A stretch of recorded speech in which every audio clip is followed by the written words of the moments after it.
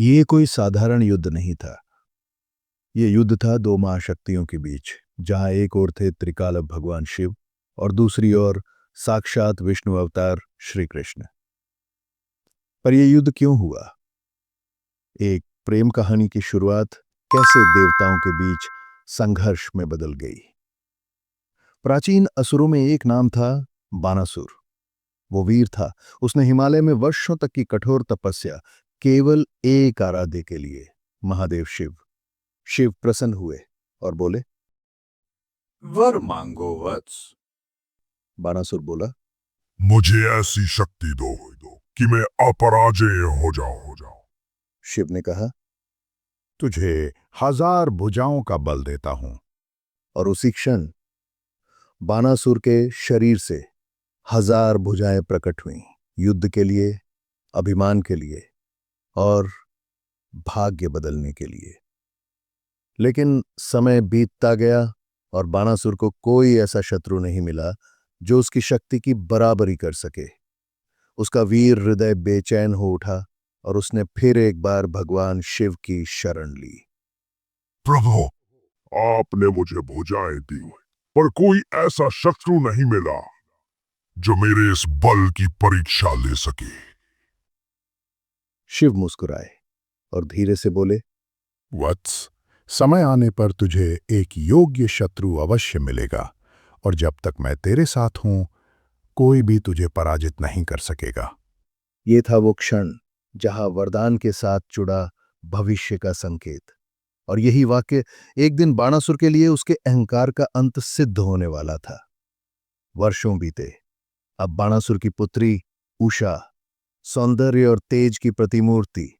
एक रात उसने स्वप्न में देखा एक तेजस्वी युवक, जिसे देखते ही उसका हृदय प्रेम से भर गया। कौन है वो जिसकी छाया मेरी आत्मा से जुड़ गई है? उसकी सहेली चित्रलेखा ने ध्यान द्वारा उस युवक की पहचान की। वो कोई और नहीं, श्री कृष्ण का पोता अनिरुद्ध था। चित्रलेखा ने तांत्रिक विद्या से अनिरुद्ध को द्वारका से लाकर उषा के पास पहुंचा दिया। उषा और अनिरुद्ध के बीच गुप्त रूप से विवाह हुआ और दोनों महल में छिपकर रहने लगे। प्रेम गहरा होता गया, लेकिन भाग्य ने कुछ और तय कर रखा था। एक दिन बाणासुर को इस रहस्य की भनक लगी। वो क्रोधित हो उठा। उसने महल में तलाशी ली और अनिरुद्ध को नागपाश से बांधकर कारावास में डाल दिया।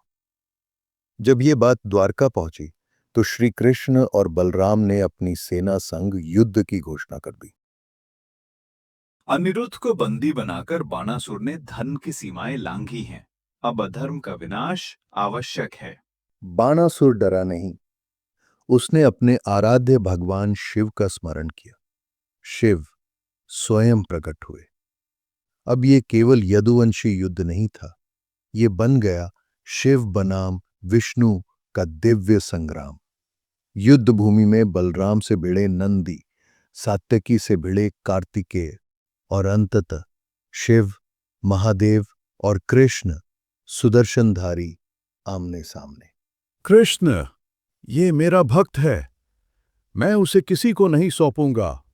हे भोलेनाथ, मैं आपके भक्त का अपमान नहीं कर रहा। मैं केवल अधर्म का संतुलन बना रहा हूं। संपूर्ण ब्रह्मांड कांप उठा। गगन फटने को था, सूर्य धूमिल हो गया। पर अंत में कृष्ण ने अपने दिव्य अस्त्र से बानासुर की 996 भुजाएं काट दी। 4 भुजाएं छोड़ दी शिव के वचन की रक्षा के लिए। शिव ने युद्ध रोक दिया, मुस्कुराए और बोले, मेरा भक्त अब अहंकार से मुक्त हो चुका है। तुमने धर्म की मर्यादा को बनाए रखा कृष्ण। तुम्हें मेरा प्रणाम। अनिरुद्ध और उषा का विवाह विधि पूर्वक संपन्न हुआ। बानासुर ने अपना अहंकार त्यागा और पुनः शिव भक्ति में लीन हो गया। कहते हैं, जब भक्त का अभिमान सीमा पार करता है तो भगवान स्वयं युद्ध करके उसका अहंकार हर लेते हैं।